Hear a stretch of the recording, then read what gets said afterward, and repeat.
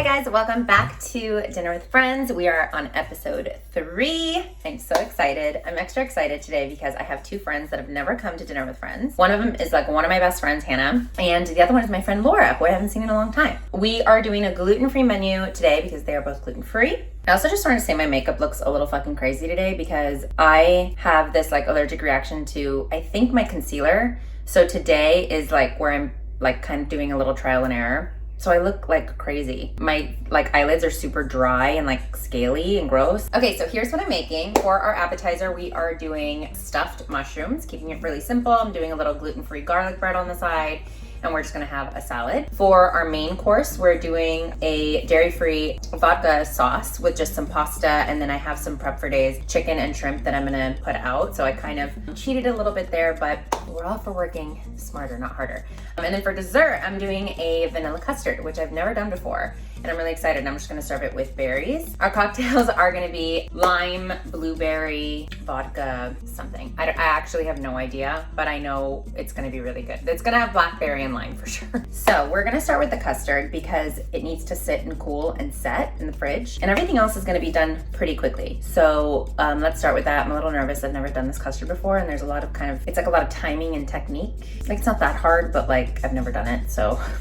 Say a prayer. Custard is literally basically milk, eggs, and sugar. So we're gonna heat a cup and 2/3 of milk. Now we're just gonna let this boil and then reduce it down to like a simmer. So now in a bowl, I'm cracking 4 egg yolks. I have an egg separator in my commercial kitchen, but not here. So we're just gonna see how this works out. I'm gonna take this out of here. There we go. 4 egg yolks. Wish me luck on the rest of these, you guys, because maybe I do have an egg separator. Let me see. You guys, I have an egg separator. Oh my god. Oh my god. There we go. All right, let me take these shells out. Whoa. All right. Guess the egg separator doesn't work, but you know what? Eggshells are just fine. Look at this. There we go. Nature's egg separator. This is also a place where you should note that if you ever get eggshells in like a scramble or something, you just use the other eggshell to take it out. All right, well this thing was useless. Okay, so I'm gonna whisk these eggs. Look at that, liquid gold. I'm gonna save these egg whites and have them for breakfast tomorrow. Okay, now in this bowl, I'm gonna do a 1/4 cup sugar here, and then I'm gonna do a 1/4 cup sugar in our hot milk and mix it over there. Let's go. So this was boiling, and then I took it down and then threw in the sugar. I'm just gonna mix it all in so it's not clumpy. I should put this camera on a stand. The thing about custard, it's all about consistency and then timing and like heat. So yeah, it's a little temperamental. So I think that's pretty good. All right, so coming back to the sugar, I'm gonna do 3 tablespoons of cornstarch. So custard is really thick, and it's all because of the cornstarch and the eggs. So it makes sense that there's 3 tablespoons. When I read the recipe, I was like, wow, 3 is a lot, but kind of makes sense. Okay, so I'm gonna mix this in really good. Now I'm gonna add the egg yolks. So this is where it's gonna get all thick. She's gonna be a thick girl. Oh yeah, see that? That's already looking like a good custard color, the exact color we want. Just wanna mix this all the way. And then now I'm gonna put a little bit of that warm milk that we have sitting on the stove in here.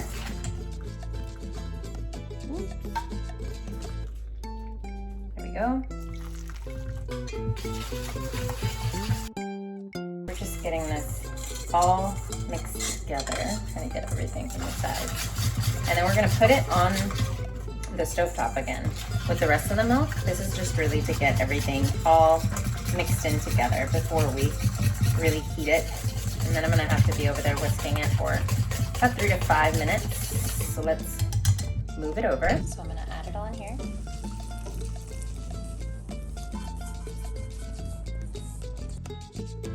And here is where the consistency is gonna build. So I'm literally gonna mix this like for, again, 3 to 5 minutes and wait until it gets a little bit thicker.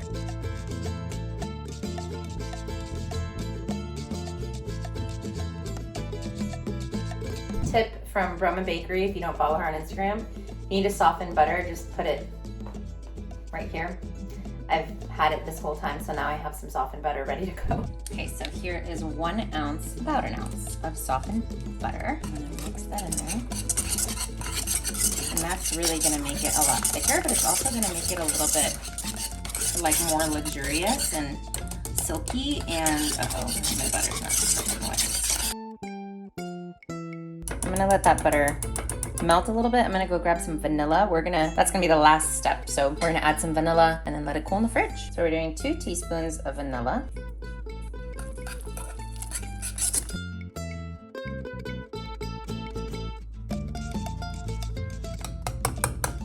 Oh, it's delicious. Oh, it's really subtle. I really like that. Okay, let's put them in some serving dishes. Okay, I have these precious little cups. I wish I had one more, but I don't. So I'm gonna do these 2, and then I'm gonna do just like this plain one. And, oh, you guys, not to toot my own horn, but I really nailed this like consistency. It's kind of great. I mean, I guess it's not super perfect, but like for it being my first time, not bad. Okay, so I'm just gonna wrap these up and they're gonna set in the fridge, and these are ready to go. I'm gonna put some berries and mint on them when the girls get here, and that is gonna be all that's across. Okay, learn something new every day with these new gadgets. Okay, dessert is done. So let's work on appetizers. So we're doing stuffed mushrooms. I'm just it's basically gonna be like a bunch of cheese and some sauteed onions and the heads of the mushrooms, or I guess the stem of the mushroom. I'm gonna chop that up with some onions, some herbs, garlic, really simple, and then mix it with the cheese, throw in some egg to bind everything, and then that will be the stuffing for the mushrooms. I'm gonna let them kind of be, and then like when the girls are like 20-ish minutes out, I will put them in the oven. So we're just gonna prep them for now. You guys, this is so bomb. I'm gonna take a little dishwashing break because I'm gonna need this bowl, and I'm gonna need the mixing bowls. I can't wait until I'm not in a studio apartment and I can have like all the dishes I want. I'm in like such a small space that like I literally can have like a bowl, like 1 pot, just a few bowls, and like 2 pans. It's miserable for someone that loves to cook. Okay, so here we go. I'm doing an onion. I'm gonna saute an onion, and then I'm gonna take the stems out of these mushrooms. I don't know, I have 2 of these cases. There's 3 of us. I'm assuming each of us will have 3 to 4 mushrooms. Let's see how many we need to make.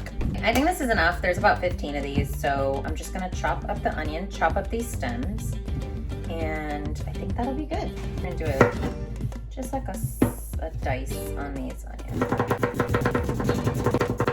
You guys can't see this, but off camera, Lola is down here like staring at me, shaking, like so excited, desperate for me to drop something. She is like the worst at dinner with friends. Like, I wanna apologize.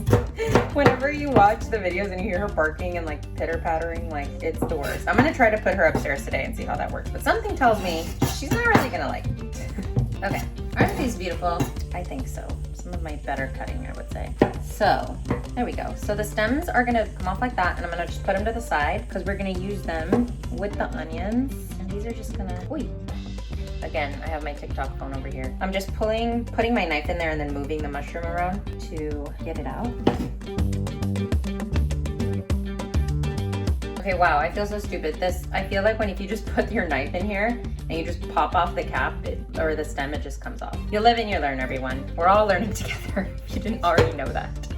All right, so these are ready. So just by the way, this board, if you haven't figured it out yet, is on top of my sink. Again, because my counter space is like this big next to me.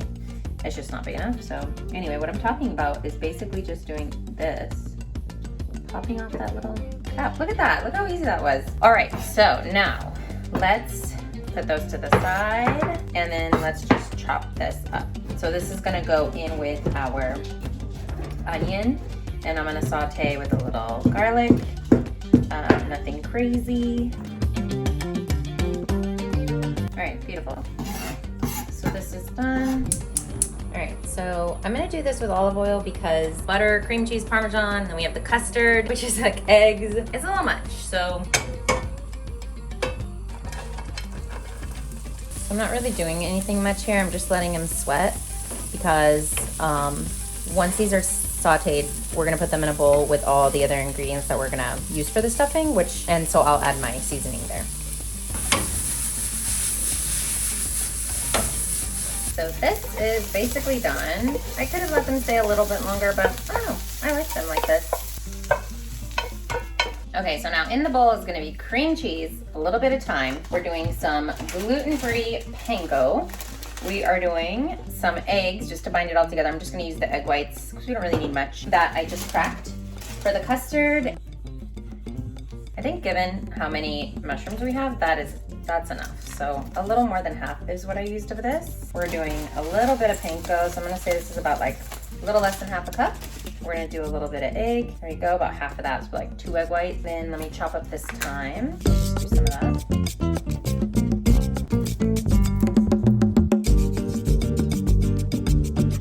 Missing something. What are we missing? Seasoning. So we're gonna do Flavor God, garlic lovers. Then we're doing a little bit of oregano, and then a little bit of salt, and a little bit of pepper. Okay, so the consistency we're looking for here is almost like a compound, like a compound butter, just like a creamy but kind of chunky cheese that will kind of hold together enough, but also obviously that isn't like so thick that, you know, it's like not good to bite into. So I honestly think we nailed it. Yeah, there we go. So it's just like, you see how it's like thick enough to like be spread? All right, this looks beautiful. I'm gonna get a pan, set these up, and then we're just gonna set them aside. So I'm just gonna put a bunch of oil there, and then I can rub it around. Beautiful. If you didn't know that trick, now you do. So now let's put all of these in here. All right, and then now we stuff.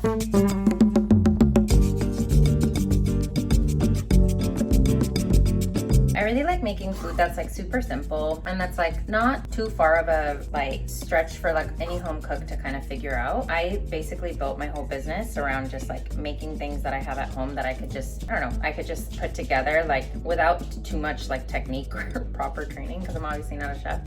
But like, you know, after a while, like if you're cooking for a while, you learn like what a binder is, you know that you're gonna need, you know, like eggs or panko or breadcrumb for something to bring it together. Like, you know what too much egg is or how to season things, you know, properly, but it just takes time. So whenever I cook things, I always kind of cook things that are simple, but that are like, it's like if I mess it up, it's still gonna taste good because like I know all the stuff that I put in there. I know how to work with all the stuff that I put in there. You know what I mean? And like a home cook, that's what a home cook should be. A home cook should just be like someone that can go into a kitchen, you know, make something to eat for everyone.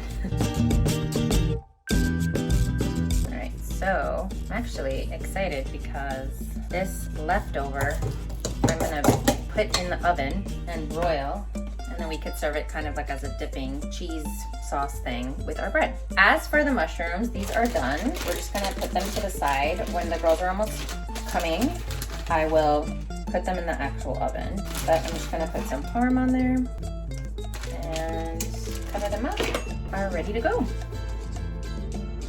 Great, so I started my oven because we're gonna start on the pasta. So I don't really have to worry about the proteins because those are done. But what I'm gonna do is boil a pot and have the pasta ready just on the side. Nothing really fancy about that. We all know how to boil pasta. The sauce is actually on my blog. I will insert my website here. I've let go of the blog a lot because I've been doing stuff like this and it's a lot of work to put recipes on there, but I have a dairy-free vodka sauce that I was like, oh my God, like why haven't I done this again? It's so good. And I figured like a dairy-free sauce would be good to offset all the butter and stuff we're having today. So here we go. Okay, so I'm just getting the water ready to go. Okay, so for the pasta, we're gonna do a little confit, which means I'm gonna put this oven to roast I'm gonna do this garlic to roast in the oven. And when you do that, you have to cut off of the garlic and just peel as much as you can. So I feel like that's good enough. You're basically just gonna lather this thing. I don't have a small baking dish. All of my good dishes are at the kitchen. So this is just like a tiny little pool of of oil, and then you're gonna put the garlic in the middle. And I'm gonna go grab some tomatoes and a little bit of onion to throw in here.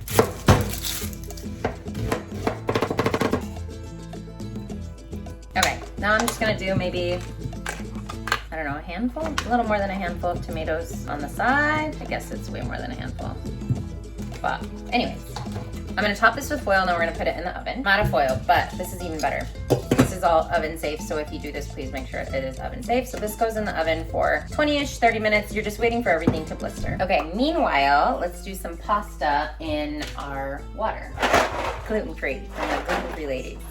I should be gluten-free. I have a gluten allergy, but like, I don't need it so often. So I feel like I rationalize like, oh, it's not that bad. But like, this is some salted boiling water. I'm doing about half of this box. So the pasta is working. Once that's done, I'm just gonna set it to the side. The base of the sauce, which is that confit we're putting in the oven, is gonna be done in like 25-ish minutes. And once that's all roasted, I'm gonna put it into a blender, and I'm gonna take it back to the pot, and we're gonna mix it in with a little coconut milk and some roasted tomatoes, and just make it into like its actual sauce, and the vodka, because it's vodka sauce.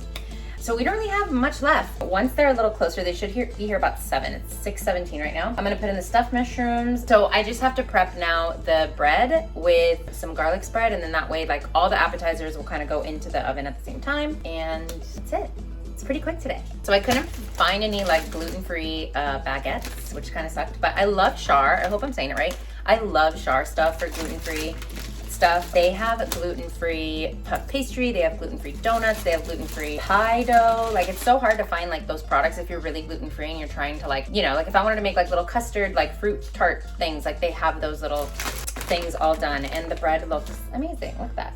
So I'm literally just gonna get these, put spread all over them, and then cut them up into these little like, actually I'm gonna do them like in triangles. Yeah, and then so that way they're just like little dipping garlic bread things. Okay, quick shout out to Lowry's garlic spread. This shit is bomb. It's delicious. Probably not good for you though.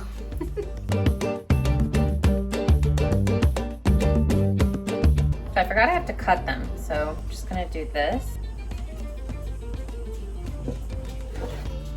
And then I'm gonna flip them over onto this thing. I figured this was good because they'll get nice and crispy.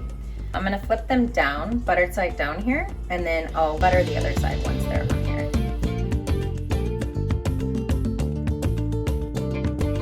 Okay, our pasta's done. I had to like run and get it off the heat because I definitely overcooked it and I like panicked and didn't press record. So anyways, I'm gonna put these right at the top. Okay, so something I have to figure out is the seating, because I've never had 3 people for dinner with friends and I want all of our faces to come out. So I'm gonna try to mess with this light table a little bit. Okay, so my vision is me here and then the girls here. That way it's like everyone has their time to shine.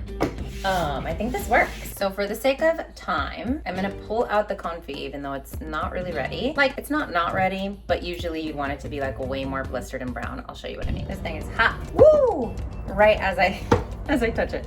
Okay, so we're just gonna pop, I'm gonna take this out, the garlic, and I'm basically gonna take it out of this, even though it's not really ready, but they'll be here in 10 minutes and I don't really want to be blending this while they're here. And I'm gonna put this in a blender, which I'll show you. So I'm just gonna put about that much. It's about half a can. I almost forgot. I'm pinching this into the blender. It's beautiful and it's delicious. So good. Let's take it to the stove top. So I'm just doing a little bit of olive oil, cook the pan, and I'm gonna get the sauce. Oh, it sounds so beautiful. I'm just adding a little bit of vodka, maybe like, I don't know, it's probably too much, but it's okay.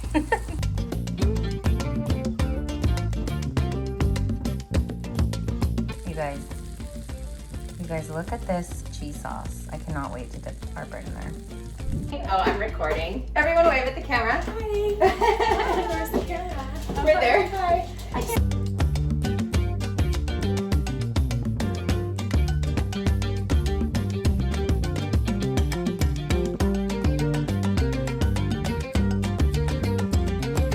I know how we get this. This is ours. Yes. I didn't taste it, Hannah. I have a feeling it's going to be very strong, so I apologize. Don't apologize. Okay. I know! Oh my gosh. Cheers. Cheers. Oh my gosh, she sounds like an engine. She does sound like an engine.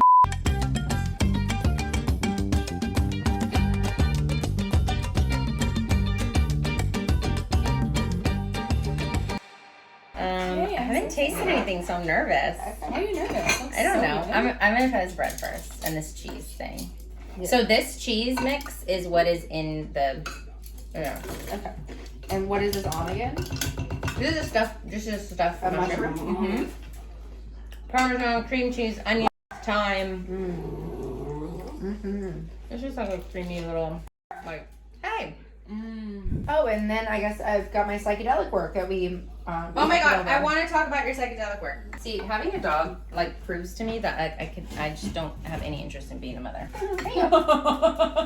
Okay, I really am interested in psychedelics because I feel like I intellectualize my healing. Mm-hmm. I've been in therapy for like over 10 years. Were you in therapy like before I met you? Yeah, so I was in therapy. My mom put me in Christian counseling, which like I don't know how good. It was well intended, but I was in Christian when my dad died, which I was 12. So like I've been in and out of counseling forever, but like in my adult life, I've been in therapy for a really long time, and I feel like I love therapy, but I learned the skill of healing, if that makes sense. Like I know the waves of it. I can understand. Like I can go.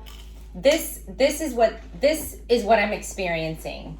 Like I intellectualize what I'm experiencing, and then I'm able to like move forward, which is a fantastic skill.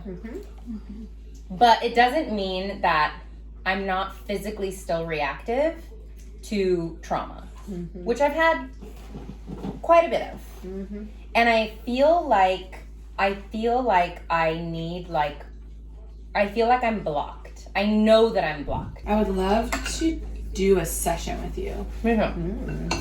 Like a psychedelic session? Okay. Yeah. What kind of psychedelics are we talking about here? Well, it's like I studied all of them, so like I know. Like ketamine therapy is like. Is that so what the you DEA like? is shutting down the telehealth ketamine therapy in May. Oh, crazy. But why? Because it's just a disaster. It's basically like legalized drug dealing. Okay. So it's like think about anything, right? Like anything can be medicine, or anything could be recreational, or anything could be toxic, right? Like cheese, you know, and it's like cheese is so magical. Everything is on a spectrum. Yeah, exactly. And everybody reacts to different things differently, you know? Yeah. So a lot of what I studied is what empirical evidence is out there right now, what scientific literature is out there right now. And that's why the movement towards legalization is happening so quickly, is because the research is so compelling that major doctors are like, we can't prescribe SSRIs knowing that there's something else out there that has a 60 to 80% chance of relieving depression symptoms, anxiety symptoms, PTS symptoms, even a year after the experience. You guys, what do I do with her? I don't know. Hi, baby. Shouting at everyone. In your room. Like, no, well, I'll put the gate. Put the gate up there. Let me go do that. That's what I always say that. I'm like, I feel like I'm ruined in that. I don't know if I'll ever live with anyone again, because living alone is glorious. And then sharing a bathroom with someone, sharing a space with someone is like... Oh, we have our own bathrooms. Yes. Yeah. It's upgrade. That's really great. It's like clutch. Yeah. But it's like, wonderful. you know, that scene in This Is 40, and he's in the bathroom with the iPad, and the wife comes in, and she goes, doesn't smell like poop. Yeah, right. Half, yeah. And then the bottom will flute like this. Yeah, I like that. Yeah. Woo! That's the plan. It's pretty, right? So pretty. Ooh, yum. Do you guys want water? Yes.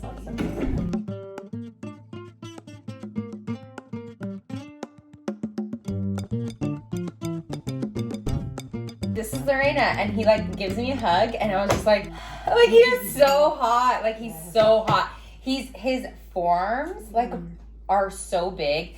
He's so manly. Like he's such when a you hugged him and you thought he's so hot, did you think, oh shit, but he's short? Yeah. Oh. I didn't. Well, I thought he's short, but like he's so hot. Like I just. It wasn't so much taller than you. He's like 6 inches taller than me. But you guys, you can wear like the highest heels and you'd still be shorter. let's not forget that I have really terrible body image issues. I think I am a woolly mammoth. Like that is just how I associate myself. So like I like tall guys because they make me feel small. And like why you're friends he, with me because I'm tall. yeah. That's exactly right. It's different when like you're taught to just be that way as your personality. Yeah.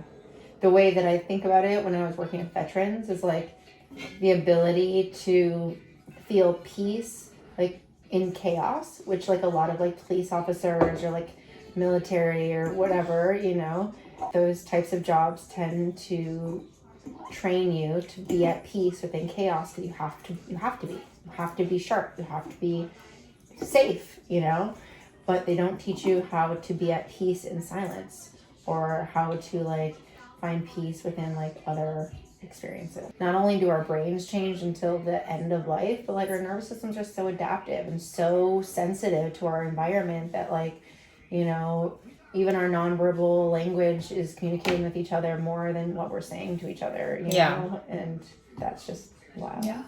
I think I really relate to that in just like getting out of my relationship. I didn't know how like my nervous system was so fucked. Mm-hmm. And then like I started living alone, and I didn't realize like how on edge I was, or like how much I walked on eggshells. But like my ex-boyfriend was really explosive, and he was just so triggering for me just in general because of my like upbringing. My dad was really explosive, and I felt like my mom would literally put us like in a safe room. That's a very raw memory I have, and for a long time I just have always thought that that was like, yeah, my mom would put us in a safe room. And it wasn't until like honestly a few years ago that my last therapist was like, do you just hear like literally what you just said? Yes. Like if your friend said that, like how would you feel? And when she put it in those terms, I was like, wow, that is really crazy. Like you truly don't understand like how crazy your nervous system adapts. But like I really like, and that's how I felt when I was with him. Is like I felt like I didn't realize how fucking wound up I was. And then when we broke up and then I started living alone, like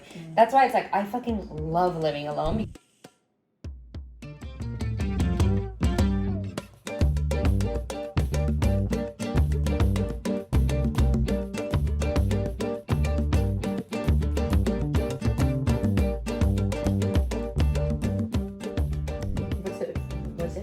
Vanilla custard?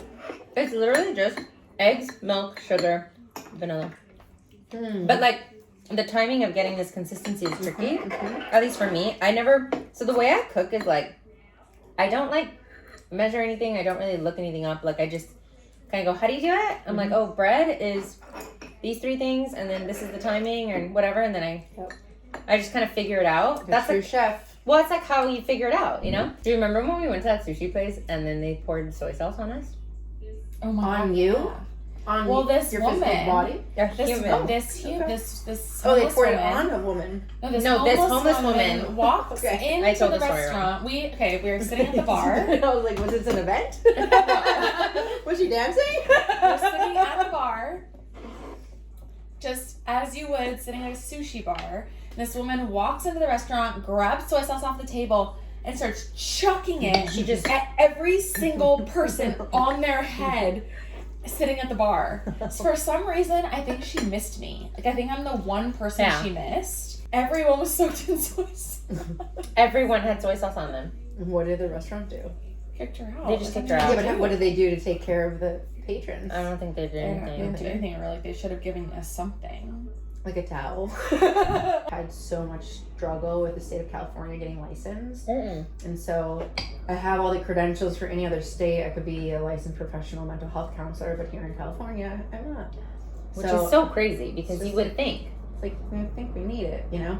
Well, you would think they'd be a little more chill about that. Well, and so here's the law that's getting in the way, which is really like so heartbreaking, is I have so many credits in body assessment and like body observation and body diagnosis, right? That they don't want body diagnosis. They want diagnosis codes that I can send to insurance. Right. So they And can so- I think you probably know what I'm going to say, and that I think you can do anything that you want, and sometimes it's really helpful to work backwards. Yeah.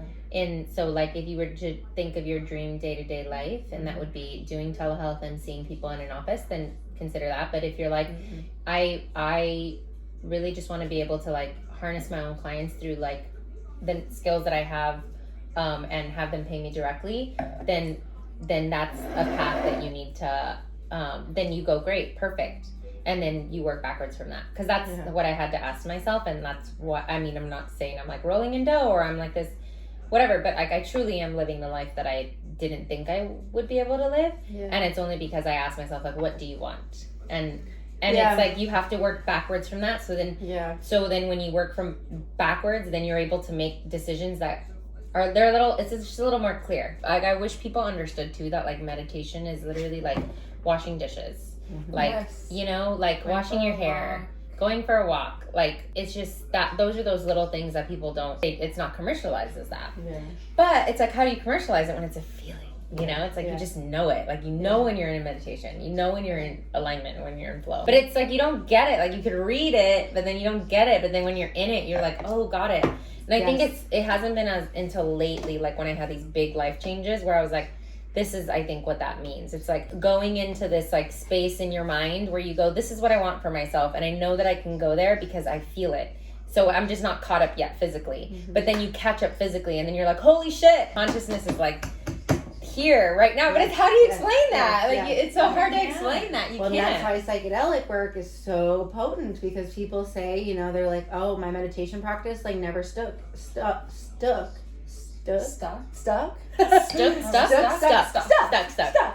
makes sense though. Stuck. It's stickety stuck. Yeah. There's more to be present with, because you've opened up to like the dimensions of life where it's just like, wow, the present moment is pretty fucking cool. Yeah.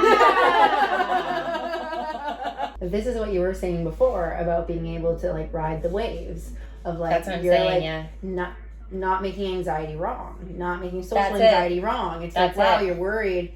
Cool. How can I support you? You know, is this okay right now? Do you need to leave? Do you want to stay? Do you want to hide? Do you want to cuddle? Like, what do you need? You know? It's just seeing things as they are, for sure. It's just like, this is uncomfortable. I don't like this.